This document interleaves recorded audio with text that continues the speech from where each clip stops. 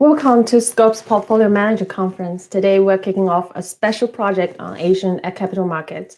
From April to July, Scope will host 7 series with guest speakers from some of the top international asset managers on various topics across asset classes, tapping into the region that is currently under great spotlight. My name is Manjing Sun, mutual fund analyst from Scope Analysis. I will be the moderator for the roundtable discussion today.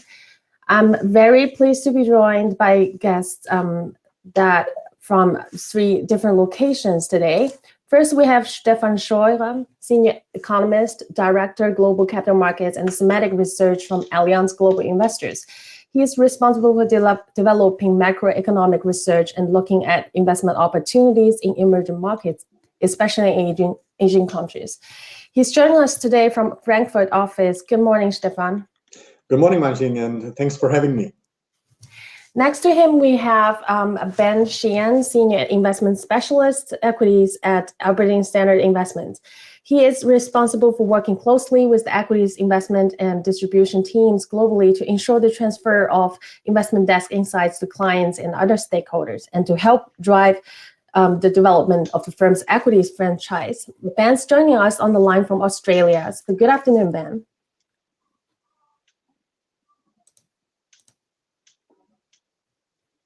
Hi, Ben. Could you hear me?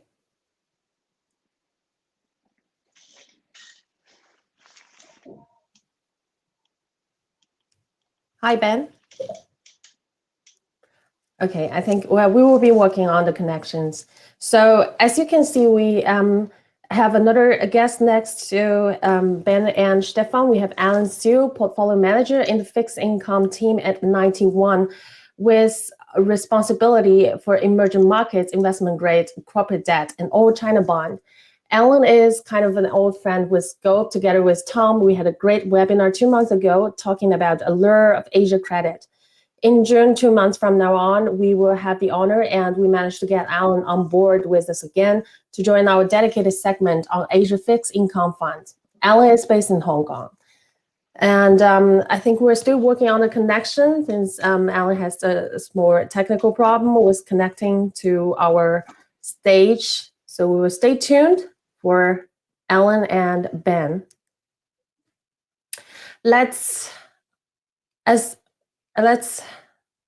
Okay. So as you can see, we have a tremendous panel. I appreciate you all being here. Here's how the hour is going to work. We have 3 sections with all the questions that investors are most interested in to our guest speakers. I really hope it's an active exchange of ideas. So if you would like to comment what your fellow speaker just said, feel free to do so. And the discussion will last about 60 minutes, including a Q&A session if time permits. That's why I encourage all of our audience to write down your questions. We will either answer them directly or reach out to you with more details after the meeting. You could also view the full clip of replay on our platform Scope Explorer.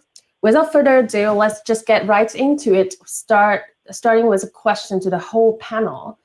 I see Alan is back on the stage. Alan, can you hear us? Okay, so let's start. Yes, I can hear you. Oh, okay. Great. Hi, Alan. We're just great. Then I think we will. Oh, we have a full crew right now. Okay, so I will start a question to all of the panel. Asia has inarguably led the way in the process of normalization last year. The emerging Asia Pacific was resilient. Asian equities were up by end of the year 2020. Asian bonds present as a compelling value proposition. Central bank policies in Asia remain accommodative and aim to keep liquidity plentiful. All these headwinds brought Asia capital markets into the spotlight, but apparently COVID-19 is no longer the biggest tail risk. The pandemic has been replaced by inflation and fears of a bond market temper tantrum. What gives the edge to Asia against other emerging markets such as Latin America or Africa? Are there still enough tailwinds to support positive backdrop in 2021? What headwinds will continue to sustain? Let's start with capital A. Alan, what's your thought on this question?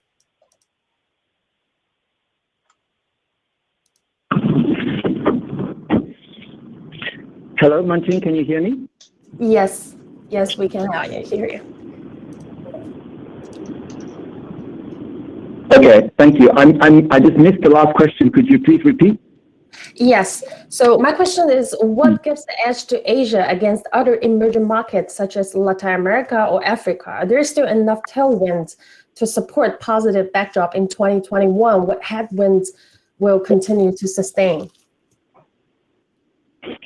Yes, thank you very much for the question. So just to answer that, I think what we've learned from the process of both the onset of this pandemic as well as the ongoing recovery is that there is a lot of dispersion. So Asia has led the way because China was as a key anchor within Asia was the first in and first out of this pandemic. But as we've seen recently with the rise in cases in India, just because we're through the initial stage does not mean we're quite through the tunnel yet. So there remains still quite a lot of dispersion.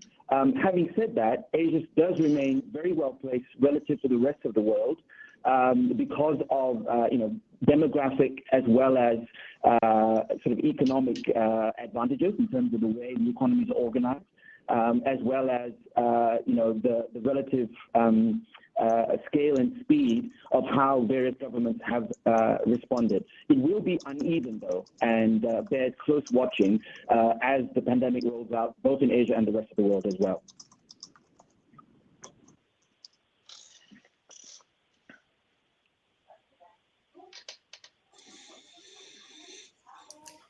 Mm-hmm.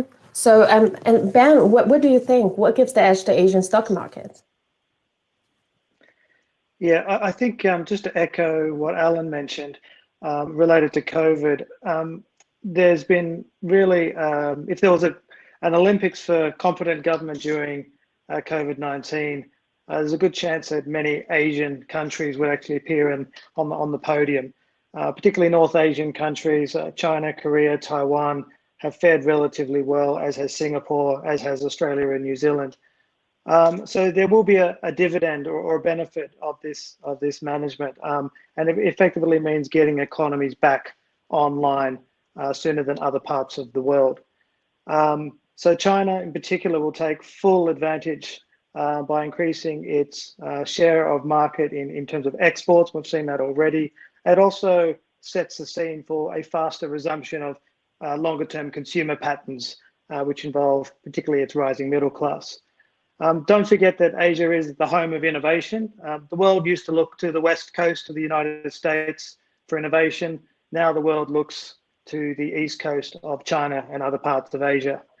The other strong point is that Asian corporates and their balance sheets are really the envy of the world. They have far less leverage than their US and European counterparts on average. So that places them in a strong position as we move into a recovery phase.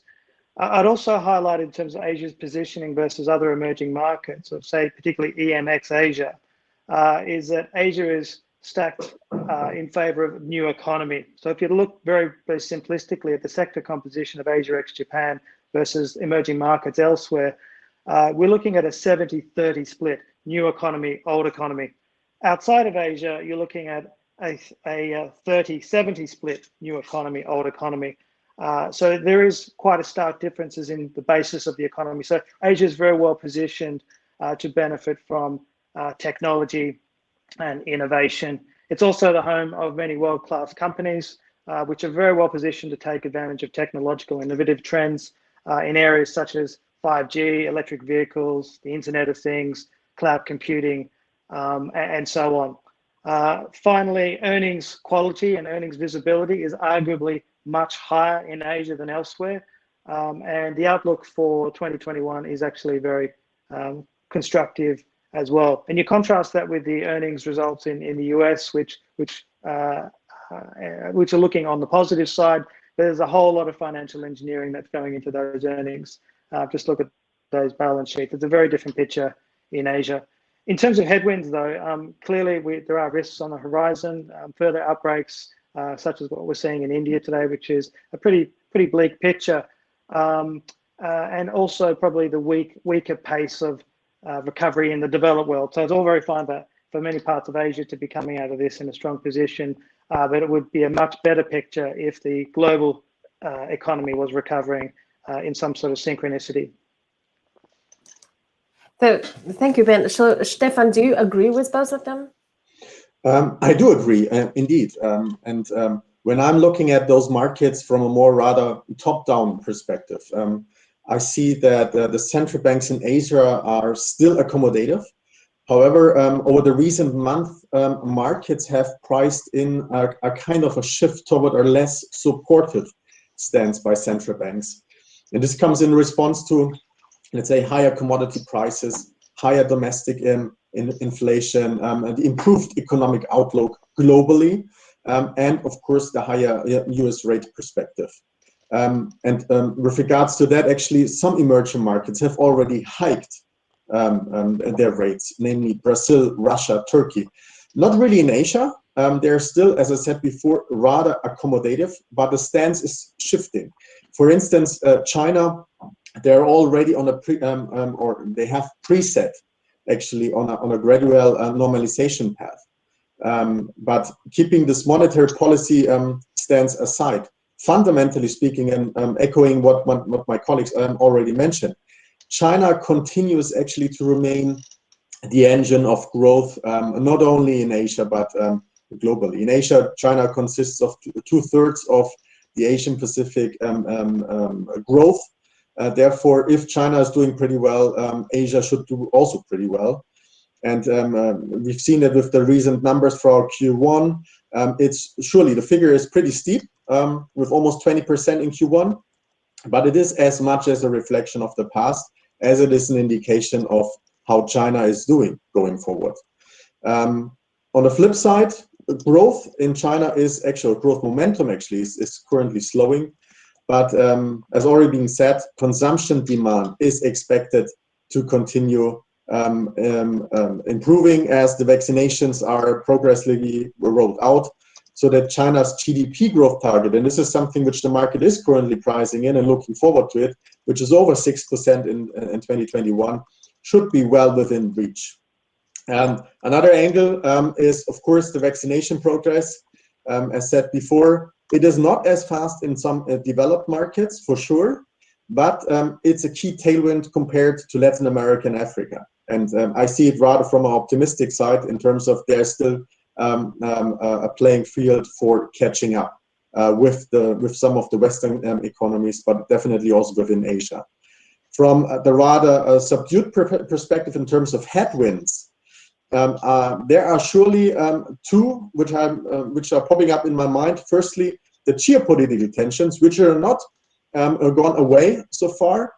The trade conflict is still with us, and the tariffs are still in place. So the geopolitical tensions, be it with the US, but also in Asia specifically, or Asia Pacific precisely, is something which should be still with us.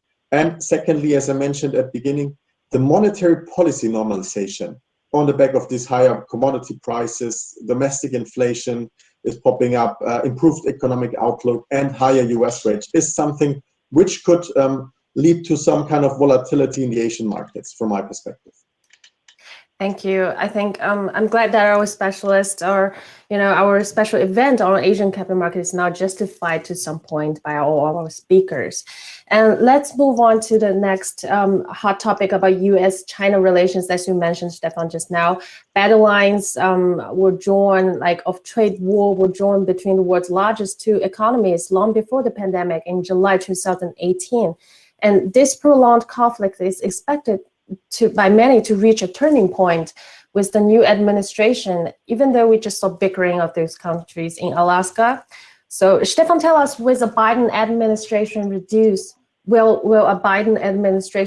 the risk premium of geopolitical tensions? Could you elaborate on the relationship between China and US and share your view on whether it will profoundly impact the market? What can investors expect in terms of market volatility compared to 2015 when Trump first took over the office? Yeah, good question, Marking.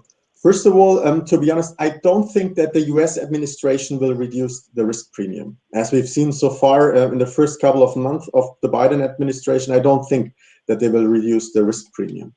The tensions have soared over trade, espionage, and of course the pandemic. But the tone and focus, from my perspective, are now significantly different. Specifically speaking about that trade is not an issue anymore. To frame it that way, while the tariffs are still staying in place as before, but they're not directly tackling the trade issue as under the Trump administration. However, from my perspective and what I read and hear, the focus turned more to human rights and the rejection of nearly all of China's maritime claims in the South China Sea.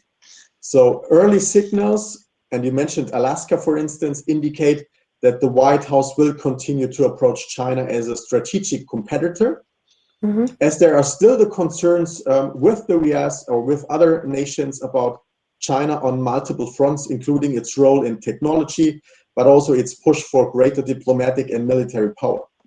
The impact for markets, well, companies on blacklists, as we've seen, could see higher volatility as the dependence on China has grown over the recent past. This should surely have an impact on their sales, on their margins, but specifically speaking also on the supply chains. And we've seen it recently with the chip industry, with the semiconductors, which is of highly importance of China, as China is importing more chips and semiconductors than oil. For the reference to 2015, I think a combination of slower economic growth at that time, a doubtful management of the FX currency, a plunge in world economic prices linked to reduced Chinese demand, huge durations on the Chinese stock market, it all caused for this kind of volatility. But going forward, I think volatility will always be with us. We have seen it also this year, after the Chinese New Year, after the People's Congress, that they're taking their profits locally, but also internationally. And therefore, there was this kind of volatility. So going forward, I think we have to navigate through this always volatile times via active management, for sure, as the tensions aren't a reason to shy away from the Chinese market at all. Yeah, that's super interesting. But, you know, Asia is a continent of high granularity and diversification. We have a lot of jurisdictions within the region.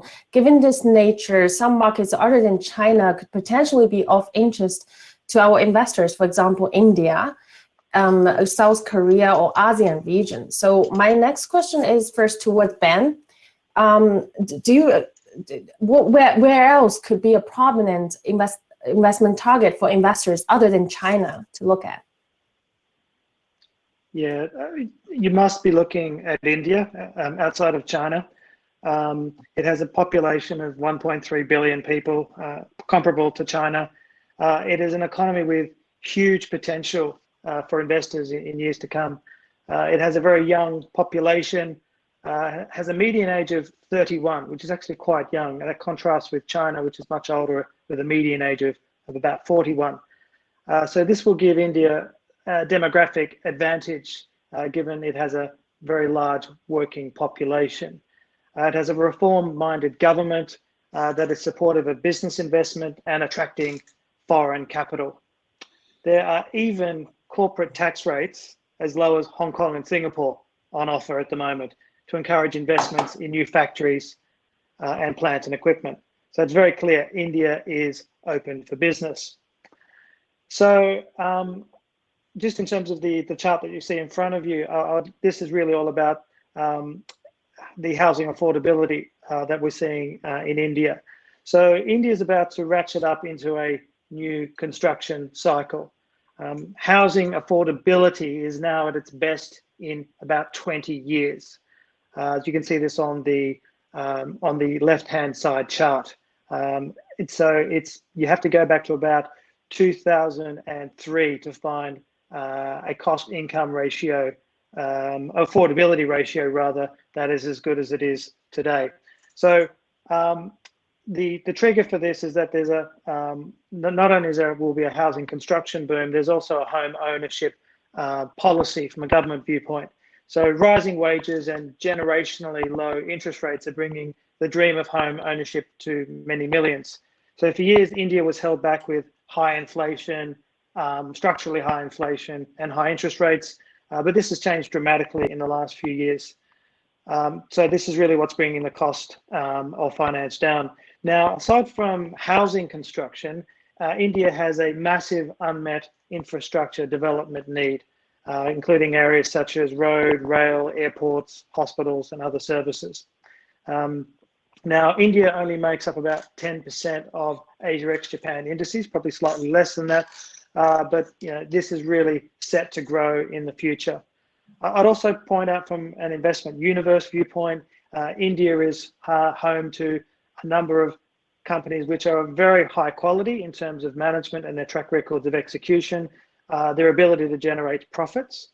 So this should provide great comfort for investors who are curious about India as part of their Asia equity exposures. So, Stefan, how about Stefan? Could you share some insights with regard to our audience where could be of interest to the investors? Sure. Sure. I would rather frame it differently in terms of what kind of opportunities are lying ahead for those markets ex-China. And we know, and I said before, China is in the it's actually driving GDP growth in Asia, in numbers 2/3 of Asian GDP. Yeah. So it's the engine of growth. However, the trade in Asia, or the intra-regional trade in Asia, is starting to pick up massively from my perspective. So we still see huge interconnections in Asia, intra-regional trade, linkages on the supply chains, etc. But remember in November last year, when the world's largest trade agreement was set in stone with the Regional Comprehensive Economic Partnership, RCEP, which consists of 1/3 of global population, which is actually 1/3 of the world trade and 1/3 of world GDP. So this is massive. It's greater than the European Union. It's greater than the US NAFTA agreement, or the former NAFTA agreement. And going forward, and this is something which we should take into account, is that the import duties for all those countries, 15 overall, the Asians, but also Korea, as you mentioned, but not India, the import duties should be reduced by 90% over the next couple of years. And from an economic perspective, this should enhance productivity. This should actually foster support to supply chains in Asia specifically. This should reduce the costs for all the corporates and countries involved, and this should spur growth and overall prosperity. So therefore, from a rather economic perspective, there's a lot potential ahead according to this regional agreement on trade. Mm-hmm. So Ben, do you have any comments on that? I think there is lots of opportunities in Asia, and I think RCEP's a good example of Asia's ability to open up further within Asia and also to the world. And it is clearly a positive trend. While India is not included in it, there are plenty of other bilateral and other trading opportunities which will benefit India. So I think this is just one piece of a big pie. So there's no disagreement. Great. So my next question is to Stefan regarding this word decoupling.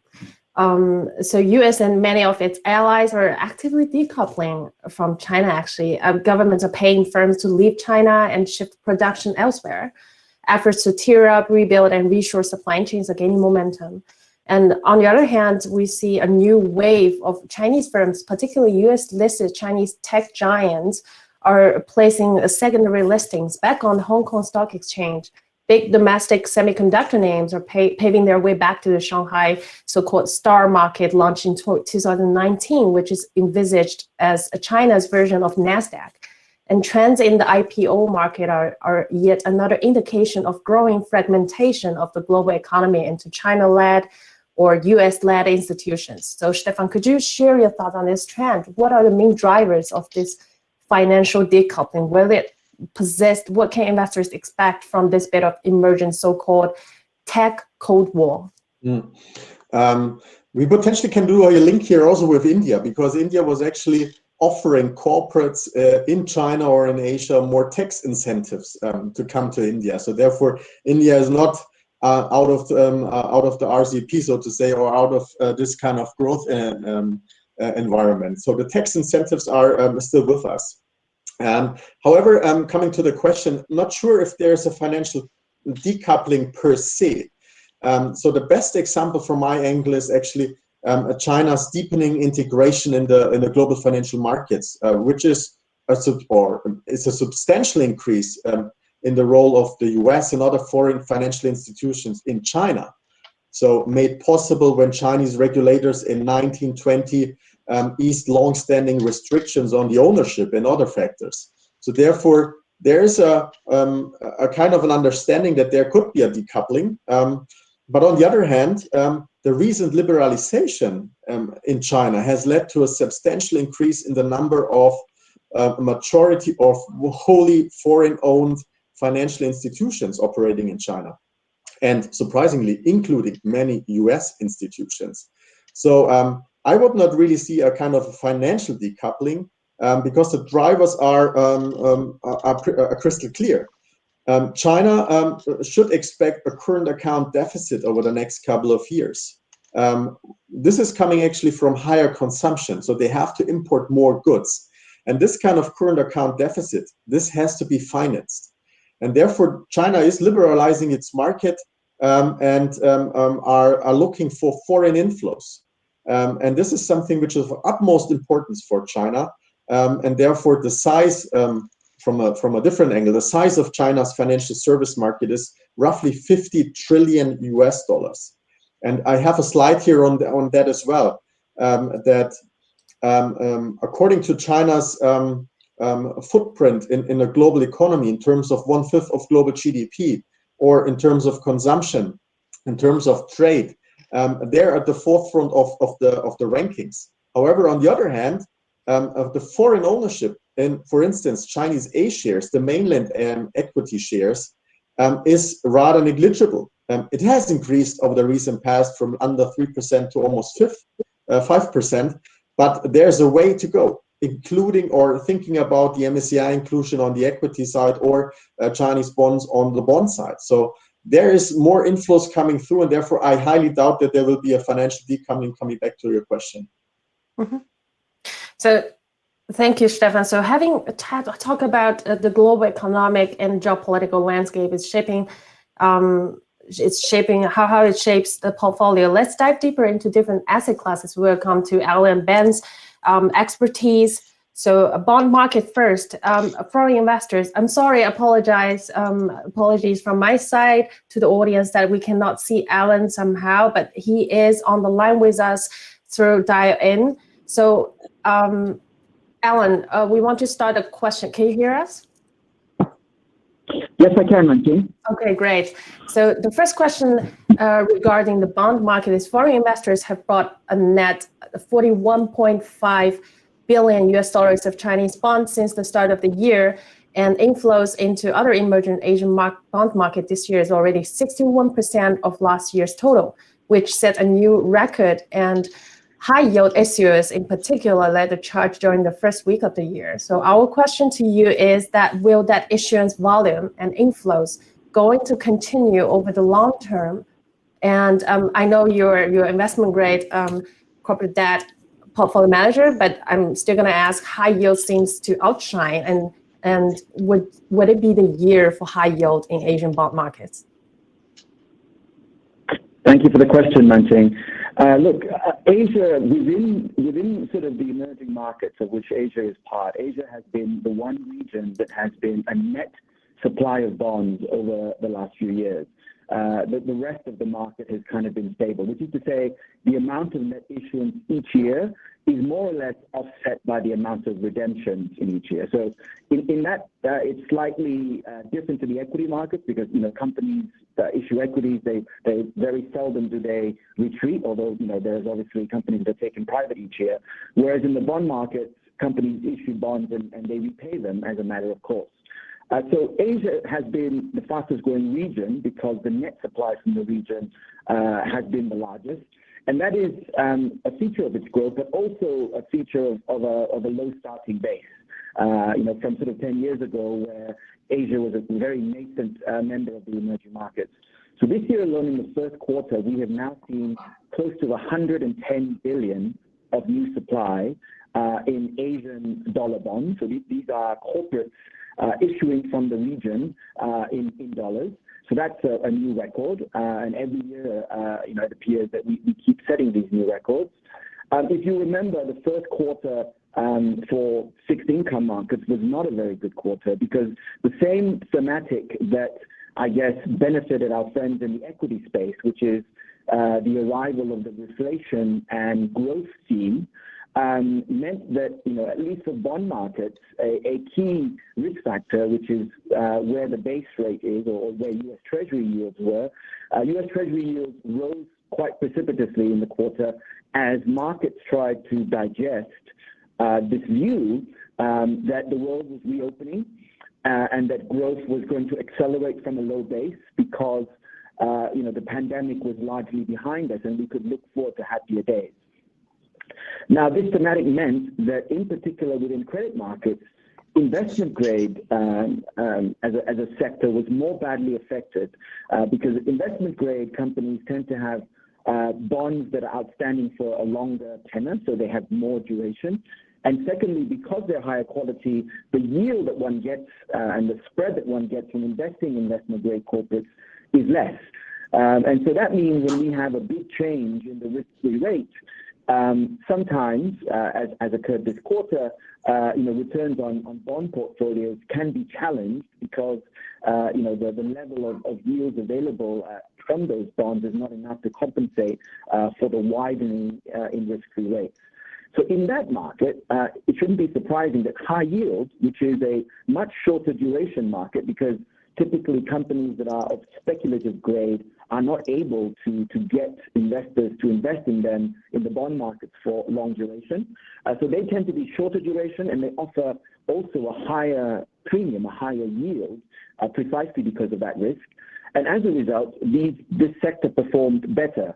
And so the sector outperformed both in terms of new issuance as well as in relative performance. And in this region, I think Asia versus the rest of EM, and also Asia versus the rest of the world, as we came into the start of the year, we had reason to believe that Asia was very attractive because just in terms of absolute spreads and yields, assuming the same ratings, the same credit ratings, Asia was offering a very attractive premium relative to developed market credit as well as other emerging market credit. And why was that? So at the start of the year, because Asia was the first region in and first region out, Asian credit markets did not enjoy the rally that we had in the second half of last year, in particular in the fourth quarter of last year. So they came into the year having recovered earlier, if you like, and therefore the levels of spreads available were more attractive. Then we had the sell-off from the Treasury, which affected all markets relatively equally in terms of the spread component being able to absorb some, but not all of the blow in Treasury yields. And as a result, at the end of the first quarter, the Asia still maintains that premium, if you like, that attractiveness, adjusting for credit rating. So whether you want to buy an investment grade bond or a high yield bond, leaving aside individual selections at this point, just at the pure asset class level, it still offers a very compelling premium, particularly if you think, and reflect on all the arguments that my colleagues in the call have already mentioned in terms of the demographic and fundamental factors that favor Asia in terms of the recovery from the pandemic. It is still a very attractive scene. Looking further ahead in terms of the longer term of your question, I think ultimately the size of the credit market is a function of the growth of the underlying economies. And as I look at across the emerging world and the developed world, we see Asia as being the engine room of the emerging markets, with China at the heart of that. And so we feel very strongly that this positive dynamic will continue into the future.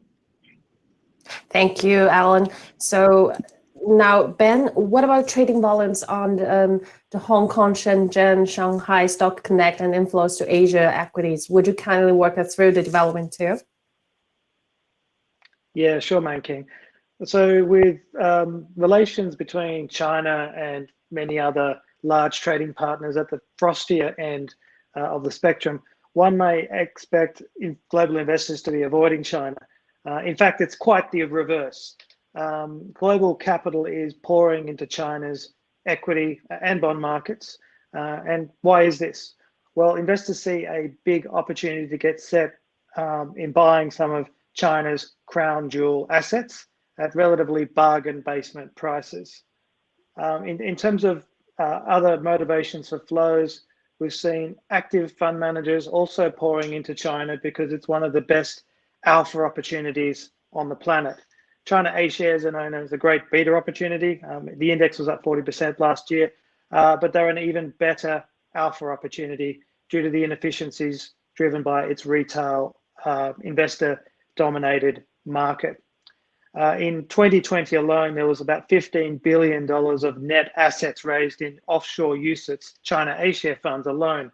So clearly there's a big appetite for China. We have a China A-share vehicle in the US, which is also starting to pick up speed. So clearly appetite for China is very high. But isn't the Chinese equity market difficult to access? I hear you ask. Well, China has taken great strides in liberalizing access to its capital markets.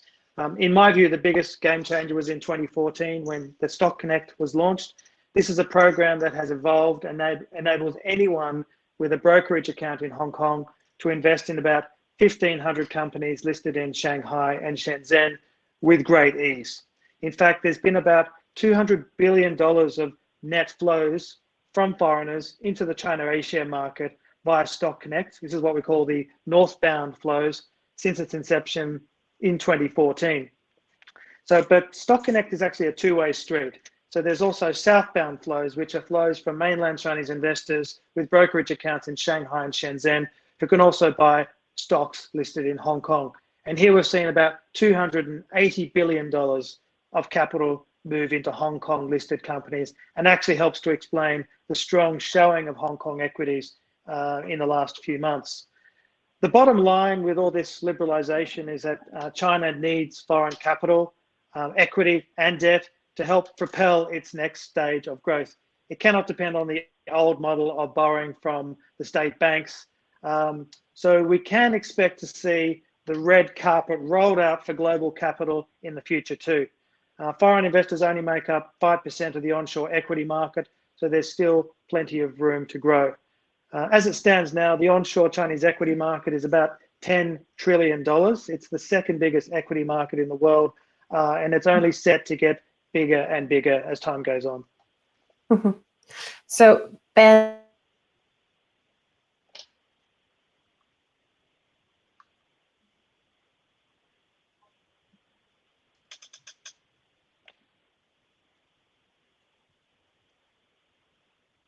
Man King, are you on mute?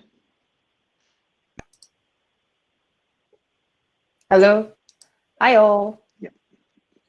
Okay, so Ben, let me rephrase my question. We've seen market correction since mid-February.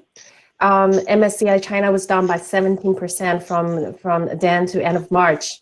Could you share with us what are some of the main drivers for this sell-off on the market? Is this an opportunity for global money manager to build up positions? And what is your view on current valuation? Does earning expectation today support such valuation? Yeah, it's certainly a much better entry point than a couple of months ago. But what we have been observing is a trend reversal that started just after Chinese New Year on February 18th. So sectors that performed very well last year and up to Chinese New Year, such as consumer staples, consumer discretionary, healthcare, bore the brunt of the market correction in the ensuing weeks. So they fell, broadly speaking, sort of 15 to 20%, so a pretty heavy correction. And old economy sectors like financials and oil actually held up quite a lot better. We view the latter selectively as lower quality. They're price takers, tend to be large SOEs, and have high financial leverage, so not the names we typically buy. But over the long term, we're sticking to our belief that domestic consumption in China is experiencing secular growth, and that it will benefit and continue to benefit consumer-related and healthcare names. But in terms of the actual trigger for why the market suddenly pulled back, really it was a result of a pullback in the liquidity, with liquidity withdrawal by the central bank, the PBOC, which really aimed to deleverage and de-risk financial markets. And this is not something it's just decided to do. It's been part of a longer-term agenda of deleveraging and reducing risk in Chinese markets. In our view, this is a routine market correction that is arguably overdue, given China's very strong run-up last year, as China A shares were the best performing equity market in 2020, and also got off to a strong start in the first couple of months of this year as well. The recovering Chinese economy, which will also be further bolstered by the large-scale US stimulus, the infrastructure spending that's happening, also raises the risks of rate tightening. And authorities need to balance the risks of that, but also have to manage the potential of weaker global growth than expected. So it really is it really is a balancing act. So right now the position is more stable, neutral. China remains somewhat unique in that it still operates with a conventional monetary policy, and will tighten and moderate monetary policy to reflect changes in the economy. So this may sound familiar, but it's something we haven't seen in Western central banks for many, many years, who have been as loose as you like. So China is actually conventional where the rest of the world is not. So the silver lining for this sell-off is that many high-quality companies are now 15 to 20% cheaper than they were 2 months ago. So this does arguably represent a much better and attractive entry point. The current earnings season, or that one that just passed, has been quite positive for our portfolio, and the fundamentals remain very supportive. The earnings outlook looks quite bright, with consensus earnings expectations of 30% plus for China MSCI China A onshore for 2021. And so overall, we see this correction as an opportunity to increase exposure to national champions that we believe will deliver well over the longer term. Just on valuations, finally, then China A shares in particular are not as cheap as what they were at the end of 2019, which can really only be described as, at that point, as rock bottom. However, moving forward, as Chinese equities have risen, it's good to compare with valuations with markets such as the US. So versus the S&P 500, China A shares today are almost 50% cheaper on a price to book basis. That's right, 50% cheaper on a price to book basis, and about 35% cheaper than the S&P 500 on a price to earnings basis. So when you couple that with the strong earnings outlook and the visibility of those earnings, it actually bodes quite well. I believe I think the investors do have a lot of questions regarding this China equity market and in terms of like star rotations. But let's move on to fixed income side. Alan, so emerging market debt also experienced a difficult February in reflection to a sharp rise and continuous upward trend in U.S. Treasury bond yields. And rising national debts funded in international capital markets poses risk on the asset class. As Ben has already mentioned, PBOC has already trying to clear up the market, and China now becomes first major economy to start withdrawing pandemic stimulus efforts. What do you think about the fear of risk around corporate defaults triggered by PBOC's targeted lending? Are there areas of the market where you're especially concerned about? That's a great question, Manting. I guess, this is a topical point because over the last 2 weeks or so, we've had a pretty rough ride in Asian credit markets because of the emergence of the Huarong situation. And Huarong it's an idiosyncratic story, but it's symptomatic of the longer term trend in Chinese capital markets, particularly in the bond market, which is that China has been a closed market with only local players for some time. It is very clearly committed to opening now because it understands that opening is in the best interest of the country, the best interest of its own investors, and it's part and parcel of its development and further integration into the world order. So I don't think that's in question. Their motive, the way that the Chinese capital market, particularly in the debt market, has evolved is that it's grown out of a banking system which was quite policy-led and had very few actors, right? So, and these actors only really face the internal market. So as they allow more external investors in, they very much would like for the market mechanism to come into debt markets as well and allow that, allow the influence of external investors to price risk appropriately in the debt markets. Now, to price risk appropriately in debt markets, you need two things. You need differentiation in spreads and yields, and you need defaults. So it's carrot and stick, right? Because on the one hand, you want to incentivize the best companies by offering them, the best access at the cheapest price. And you also need a punishment, a stick for the companies that default. When the market was closed, and because of its importance to the domestic economy, there was a view that there was a Chinese policy put, which is that, no defaults, particularly of any entity that was related to the government or a province or a municipality, would be allowed because of the test and the systemic contagion that this type of default might create. I think the Chinese authorities have been for some time now, so this is not new, many years, have been trying to walk the tightrope of pulling back the carpet on this, which is to say, telling investors, caveat emptor, buyer beware, and for investors to do their own work and not rely on a blanket guarantee or an implicit belief that the Chinese administration would bail out any entity, on a whim. So this has been part of the education it's been trying to bring to the market, and at the same time, I think the administration rightly understands and.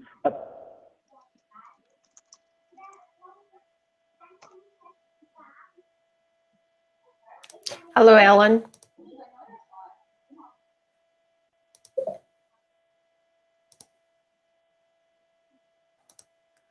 Well, I think Alan is connecting. I think Alan is working on reconnecting. So let's first perhaps move on to the next questions regarding.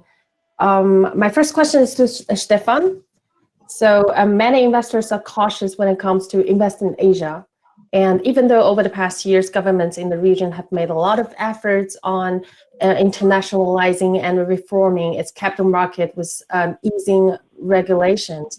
However, many Asian companies do have problems with regards to corporate governance or as state-owned companies, especially in China. Many blue chip companies are still state-owned. So, Stefan, could you weigh in on these concerns? Do you think the market is mature enough already for a foreseeable heightened attention in the global context with tighter scrutiny? And what are the opportunities there? Yeah, this is also a very good question, which ties pretty closely to the former question about debt and corporate debt in China. So look, in China, according to my numbers, there are, for instance, roughly 10,000 state-owned enterprises in China, where the majority of them are still loss-making. So this comes on top to the China's debt problem, as we've talked a couple of minutes ago. But this debt has increased in recent years further, especially also the ones in the shadow banking system. So on the other hand, from a political agenda speaking here, this is highly ranked. That means that the Communist Party is well aware of this issue, and they're trying to tackle it going forward. But as we all know, the pandemic came in between. However, as we've talked at the beginning, the monetary policy is becoming less accommodative. So these are the first signs that they are withdrawing liquidity from the system, which was actually unnatural before Chinese New Year, for instance. So they're also giving the market a sign that we have to be confronted with a market which should deal with less liquidity going forward. So the gradual normalization path is still in place in China. And this will be a big issue also for 2021 going forward. We've also touched the point of Huarong Asset Management with a debt pile of $22 billion, which is a kind of a example of where China is heading to and has had in the past. I see it that the PBOC, but also the Communist Party, the government, is walking here a fine line to reduce this kind of implicit state guarantee as in the past. Nevertheless, I would see it positively in terms of also defaults. And I'm thinking here about the creative power of destruction, which means that more defaults in China should pop up going forward, which is a good sign, because the misallocated capital in the past, with this huge wave of liquidity flooding the market, should not be better allocated. And this is something we look at rather from a state-owned enterprise perspective, so that we rather dig into private-owned enterprises, which have a lack of credit. They actually need capital according to the state-owned enterprises. And therefore, for us as an active manager, this is a kind of a duty to dig into the asset management business here and being more active on that respect. I'm saying that also from a different angle in terms of the opportunities here, that we try to avoid those companies which we are closely tied to the government, because this is something, talking about risk premiums, you can't trade. So it's something popping up overnight, which was not on the horizon beforehand. But this is something we try to avoid when looking at private-owned companies. And these are mostly these kind of examples or corporates which have a pretty bright future going forward. So we try to avoid the political interference here, which is not tradable. Nevertheless, the market is huge. And with a potential MSCI inclusion or a further inclusion in the MSCI indices, more and more capital should flow in. And we are just here at the beginning, and more capital will flow in, especially when we look globally with this low yield environment, where we try to catch some yield pickup specifically in the emerging market space. Mm-hmm. So, Alan, can you hear us? Yes, I can, Manching. Apologies, Great. the line was cut early. No worries. It's a really unfortunate, but you know, it's a good thing that we're having you again in June 17th. You've been talking more with us on the Asian fixed income market. So maybe you could continue your answer for the last question, and maybe you can, you know, also comment on Stefan's opinion on this, is concerns over this. You know, sometimes when it comes to investment in Asia, the European and US investors do have some concerns around that. Yeah, look, I think this year has been one where we have also seen a very strong increase in the profile of ESG factors in investing. As dedicated emerging market investors, ESG has always been a kind of core part of our process, and governance, therefore, has always been something that we looked at, right? Because the existence of a premium within the emerging markets and the existence of a premium within Asia, you know, all things being equal, when you look at comparable quality, you know, could be attributed partly to this governance issue. Now, I think that the point about the different modes of ownership, so the existence of a very large state sector, the existence of very strong intervention in lots of policy areas, even when there are no state actors involved, is part of the reason why there is a premium. But I would agree with Stefan. I think he's absolutely right that one, we think that the direction of travel is positive, because we think that you know, this degree of this premium will erode because governance will improve. Second, we think that on the default side, you know, it's definitely creative destruction. What I was earlier saying was that, you know, we need defaults because the level of defaults, actually, given the size of the market, is actually very low. I mean, they make the press precisely because there were none before, and there are now some. But if you look at the degree of defaults in China versus any other developed bond market, they're not enough, right? They're not enough. And so as investors in the space, we expect to see more. We would be actually very happy to see more, because that is the main engine which will drive the pricing change and the market behavior change that will enable the market to develop further, right? So in the meantime, though, the other reason that we're very happy is because this will become a single company or single stock or single credit a picker's paradise, right? There'll be a lot of scope for alpha, because being able to choose from the companies that are well run, that have world-class standards, that are trying their best to be competitive on a global scale, there will be returns for investors who are able to find these, because that risk premium, it's not discriminating, right? I mean, the same discount applies quite uniformly, and it is not a homogeneous market.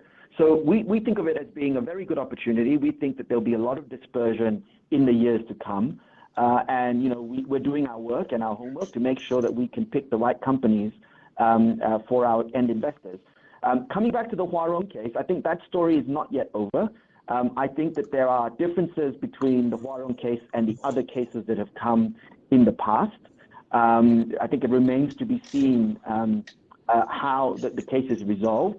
It's important to note that the economic rationale between the current case and the prior cases is not as clear-cut. And the key driver going forward is policy, right?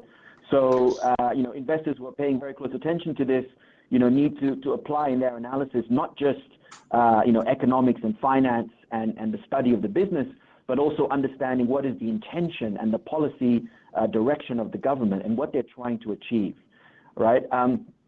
So I think Stefan mentioned the $23 billion debt stack of Huarong International that exists in the offshore market. That is just 10% of the debt of the entity. So the other 90%, the rest of the iceberg, is actually onshore.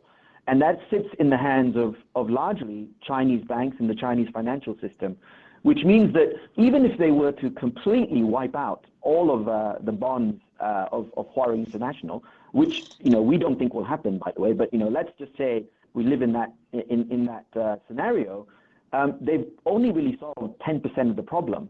And that's 10% of the problem for Huarong, right? When you think about how large the entire Chinese financial system is and the stock of total dollar debt that every single Chinese financial institution has outstanding, the repricing that would create would be so large that it would not be economic, right? Now, having said that, that doesn't mean that that the policymakers might decide that is still a price worth paying to finally, let's say, signal to the market that it is serious about the implicit guarantee.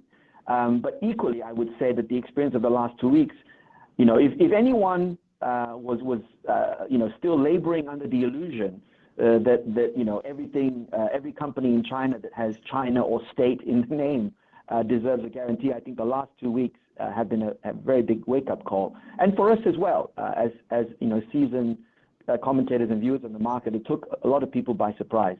And I think that this is a very healthy development, painful in the short term, but hopefully in the medium to long term, a very necessary milestone on the path to the maturity of the market, and also a way that governance, of these companies will improve. Thank you, Alan. Can I just add, King, just a comment, just from an equity perspective. There are plenty of SOEs in our investment universe, and I just want to sort of highlight that SOEs aren't necessarily a dirty word in the equity context. While there are clearly a large number of loss-making SOEs, there's a small group of SOEs that are very good businesses, highly profitable, and hold some of the crown jewel assets that international investors can get hold of. So we don't screen out SOEs just because they're SOEs. In many cases, they're very well run, but you have to be very selective about it. So I just wanted to throw my comment in on SOEs. Thank you, Ben. So next question is also for you, Ben. As Ella has already mentioned, ESG in Asia. So for the past few years, we see more and more governments, especially in Asia, are getting the message and gearing up to facilitate ESG investment concept. China, for example, we have talked a lot about China's carbon neutral target by 2060, and they're setting their eyes on the green technology in 14th five-year plan. Ping An Insurance Group, one of the largest Chinese investors in the equity market itself, has started to build China's specific ESG rating system. And unfortunately for ESG, there remains a lack of universally accepted reporting standards. And historically, emerging market has been weaker on the transparency and the accuracy of data disclosure compared to its European or US peers. So my question is, what do you see as the key barriers to sustainable investment in Asia? Does ESG essentially matter in emerging market? Has adding ESG truly been appreciated as source of alpha in those countries? Other than governance, what else should investors pay attention to or look into to capture a company's sustainability? Sure. So information flow on ESG matters, whether it be standards of disclosure or standards of reporting in Asia and emerging markets, are generally below that of markets like Europe. However, this represents opportunities for active managers. Imperfect information flow means that those investors going out and doing their own research can more easily gain an information advantage on ESG. So we'd rather look at this barrier or these impediments as an alpha opportunity. So increasingly, global capital is looking for companies that are best in class in managing their ESG risks and opportunities. So if you are ahead of the game in identifying these companies before they're rated or discovered by another buy-side firm, there is likely to be a good payoff, as ESG or good ESG can also mean re-rating potential. Our approach to ESG and company research is engagist, which basically means we are in the business of talking to the companies we invest in. We are well prepared and have bespoke ESG agendas for each unique company and industry. This approach improves the chance of high impact engagements. Just in terms of the sustainability factors that we're looking at, what's important to us and also end investors, we like companies that are fully cognitive and understanding of the risks related to climate change, energy intensity, water intensity, their relationship with shareholders and other stakeholders, their relationship with governments and regulators, labor relations and supply chain management. We also zero in on key governance areas like board composition, diversity and inclusion. And in other cases, for say companies like financials, we zero in on areas such as cybersecurity, controls and risk management. So overall, we'd rather avoid companies that are not managing these risks well. Those that are best practice, avoid regulators.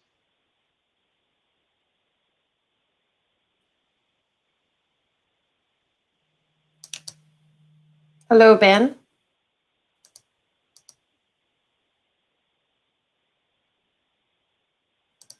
I think while we're waiting for bands to come back, I think we are going to move to our last two questions.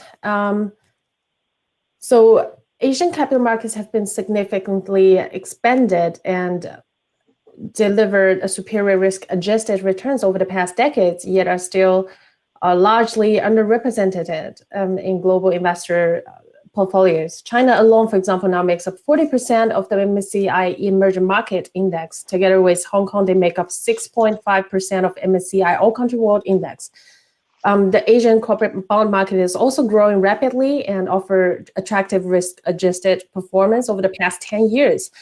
So why is it that still the case that Asia or China is still largely underinvested? What might be the reason behind investors used to typically access China through global emerging markets strategies, until very recently we hear many recommendations to dedicated Asia or China investment?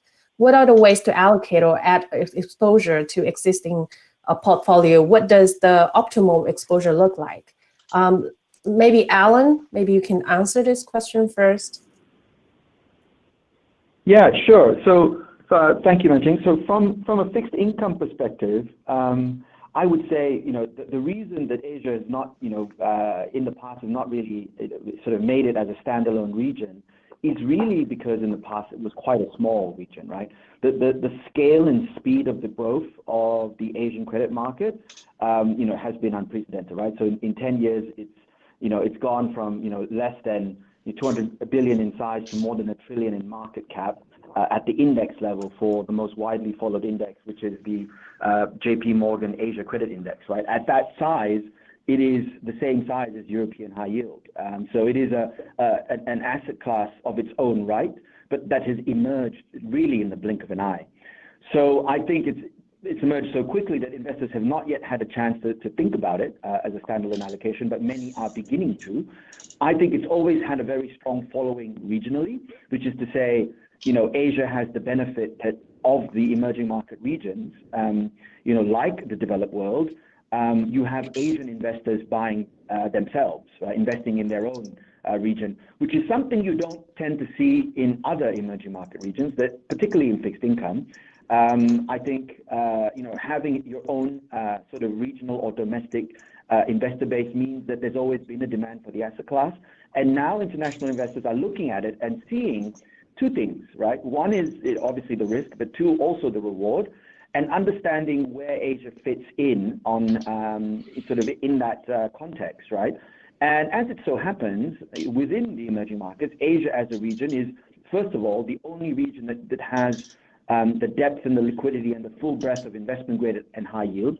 So if you're looking at an allocation through the cycle, you're able to find, both, let's say, the safe defensive quality segment of the market, as well as the riskier, more high return part of the market, which is in contrast to other parts, other regions in EM, which tend to be either one or the other, but not both, right?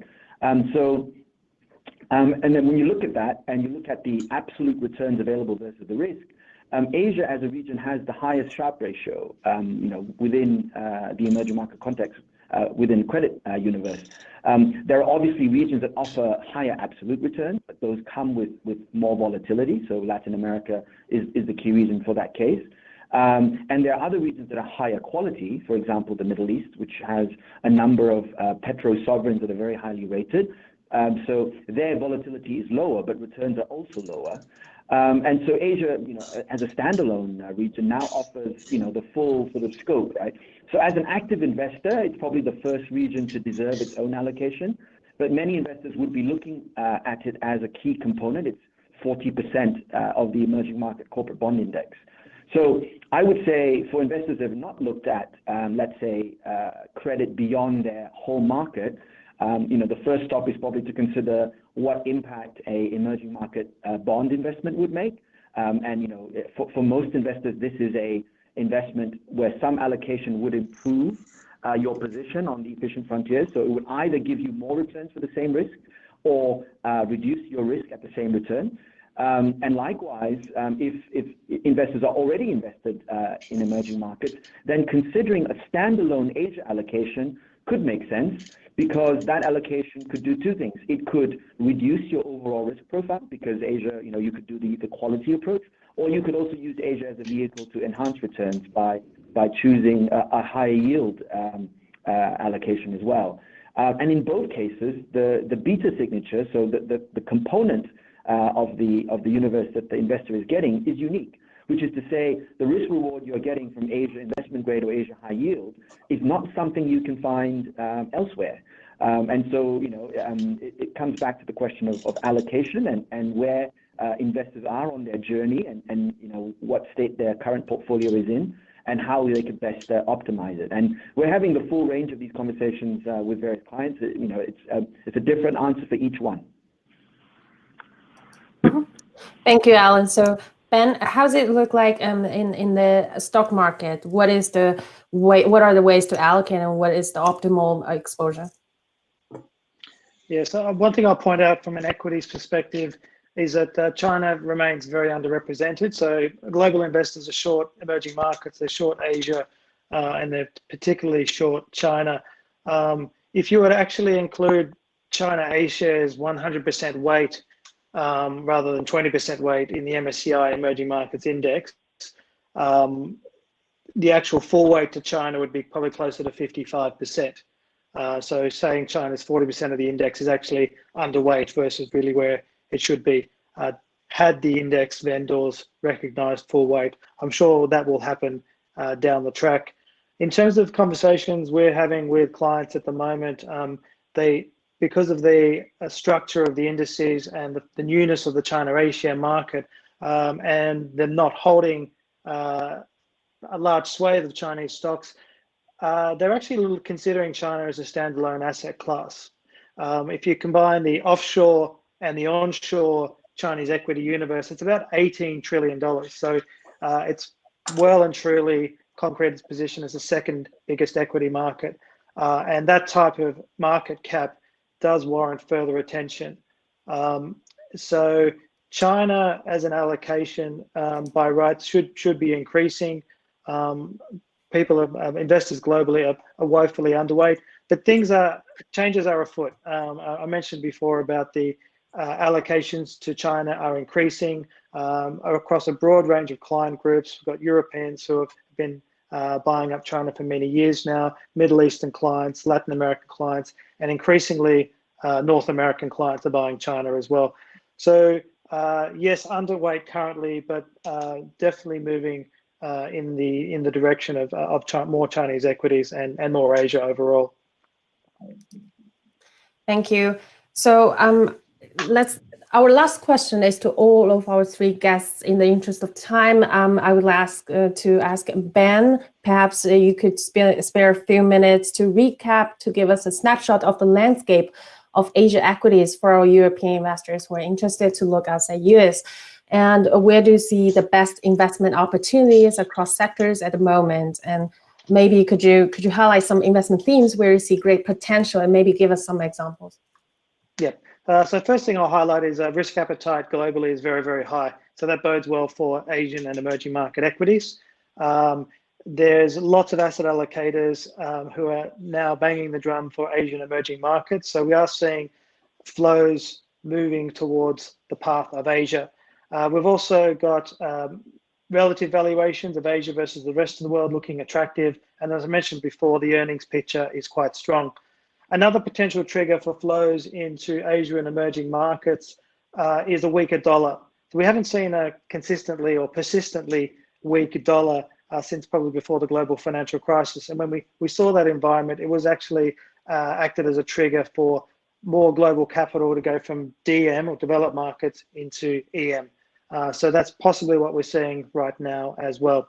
So the background or the broader environment for Asia is rather supportive for flows. Now, in terms of where we're seeing the opportunities in our Asian equity portfolios, I've got 6 key thematic buckets here, but these are basically 6 key structural growth trends that we think will be winners in the years and perhaps decades ahead. And I'll go through them at a high level. Firstly, we have aspiration. This is really a theme where we're playing the rising middle class in Asia and where the Asian rich are spending their money. And they're spending their money on education, premium consumption and experiences, financial services. So it's a big wealth management opportunity. We have plays on a digital future. We've got increased connectivity. We've got e-commerce. We've got messaging. We've got a range of services that are now being delivered on a digital platform. So I mentioned innovation before, but there's lots of innovation happening and lots of ways to invest in that innovation in listed companies. Building Asia. So we're set to see an infrastructure and construction boom in India, but there you get echoes of that in many other parts of Asia where infrastructure needs are high. And importantly, rates of urbanization are on the rise as well. Even in China, which is now heavily urbanized, there's still decades of urbanization to run.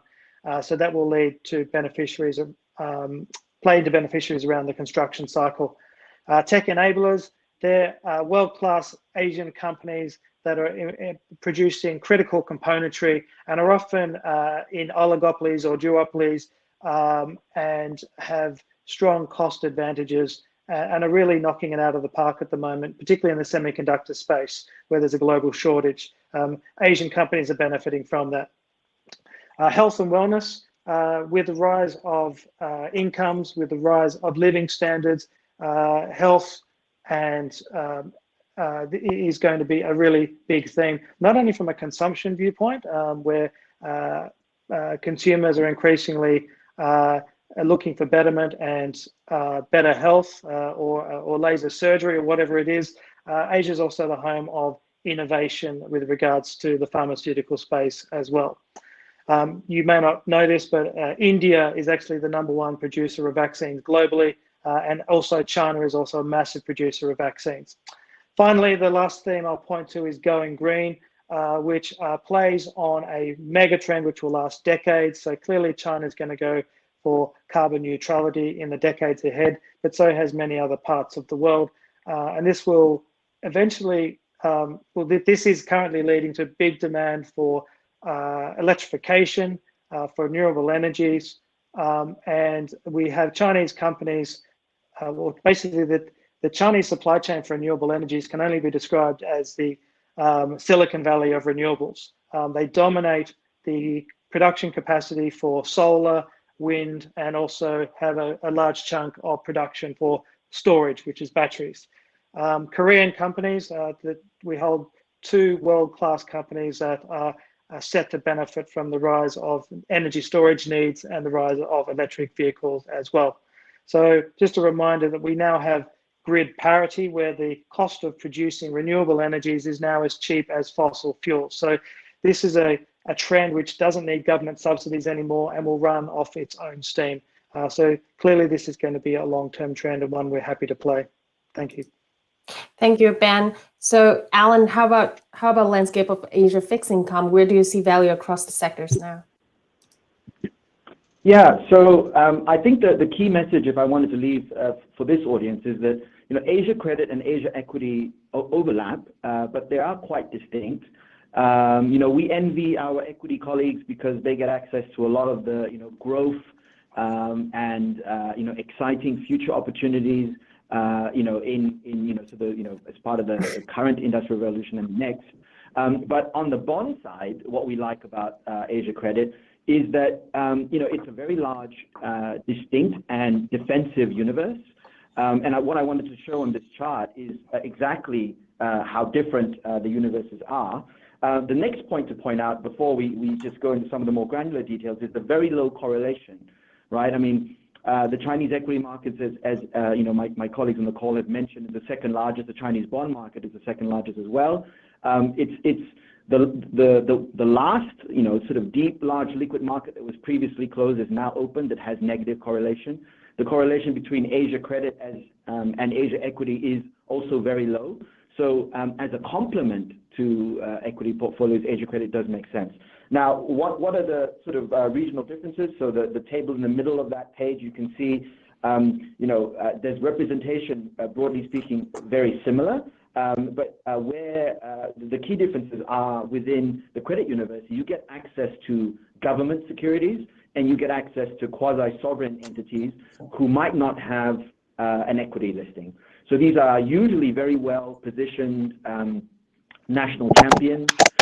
They seem to be extremely dominant in their sector or industry. They enjoy very strong support. Often they have a privileged position at the top of the economy, and you're able to access these opportunities only in credit and not in equities. And then the final thing is, if you look on the tables on the right-hand side, you can see the composition of the indices are quite different as well. We do share some similar names. So, for example, some of our friends in the tech space like Alibaba and Tencent are now members of both universes. But equally, I think if you think about the credit side of things, this is not where a capital light, sort of very nimble, fast-growing entity with no cash flows and no revenues is going to find itself.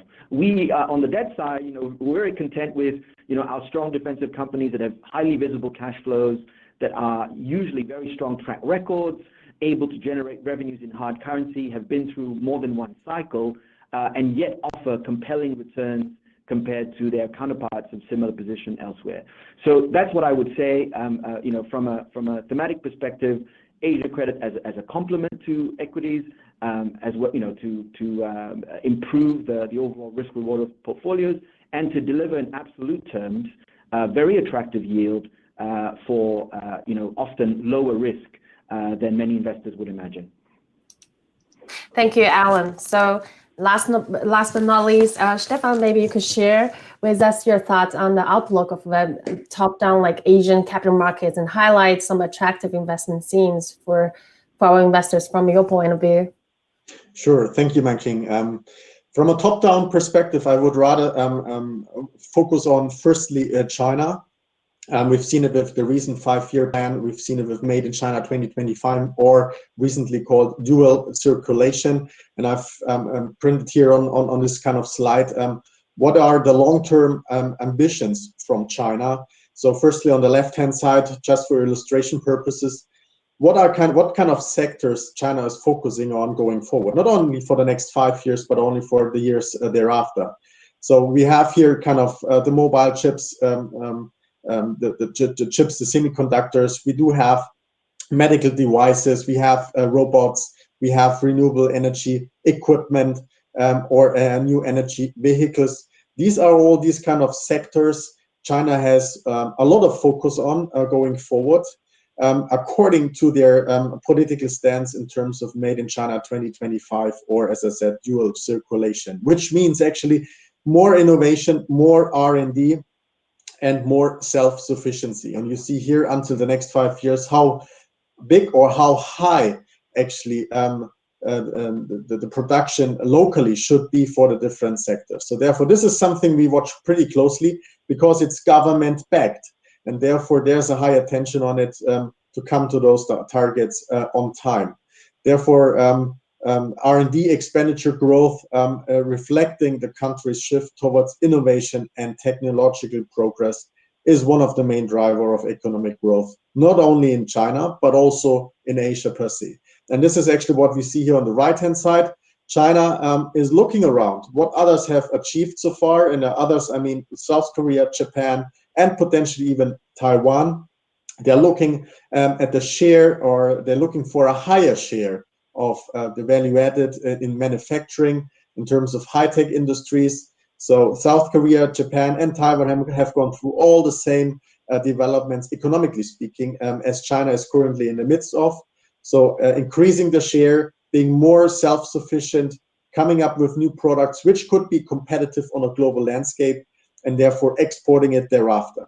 This is, I think, a pretty structural story with some sectors, as I said here on the left-hand side, embedded too. Next to, we look at not only robots, renewable energy, high-tech, healthcare, artificial intelligence, power grid, etc. So these are all these kind of sectors like industrials, tech, healthcare, and we look at consumption upgrade going forward, as along with the prosperity in Asia, they want to show actually their wealth. And this is something which is also a structural theme.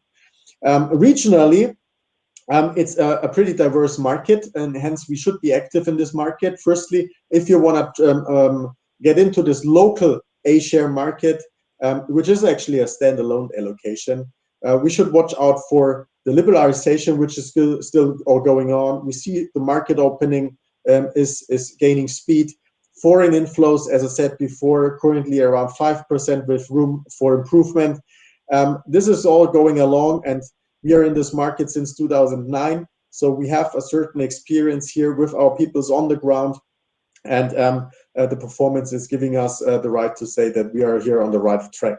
So the Asia market is one thing for China per se. If you want to deal or trade the regional economic partnership, the trade agreement, we should not narrow our focus, we should rather broaden our focus in terms of Greater China. So not directly being exposed to China, but also to the supply chains, which is ASEAN or even North Asia, like South Korea and Japan. These are the ones which should benefit hugely from the regional trade agreement via a closer integration in the supply chains with China. And last but not least, if you want to trade or invest in Asia, not only from an emerging market perspective, but also from a developed market perspective, we should also include Japan here. And Japan here also, or the market Asia inclusive Japan on a small and mid-cap space rather than on a large cap space, so that we have large deviations in country and sector allocations. And this is something we have from a rather a regional perspective, be it Asia's more narrow, be it more broader in Greater China, or be it more kind of developed markets, including in Japan. This is something we look out for going forward with the structural themes embedded to it. Thank you, Stefan. I think a big thank you to our panel, Stefan, Alan, and Ben, for being here today and for such a lively discussion despite some technical disruptions. Again, my apologies. Thank you all for the brilliant presentation, and hopefully our audience will leave better informed and potentially excited for the opportunities in Asian capital markets. We will be coming up with more themes discussions in the next 2 months, so stay tuned for our special series. And we will collect the questions in the chat room. Apparently, we got some questions from the audience, and we will reach out to you with more details later on. I hope you all enjoyed today's Portfolio Manager Conference and have a wonderful day, and see you next time.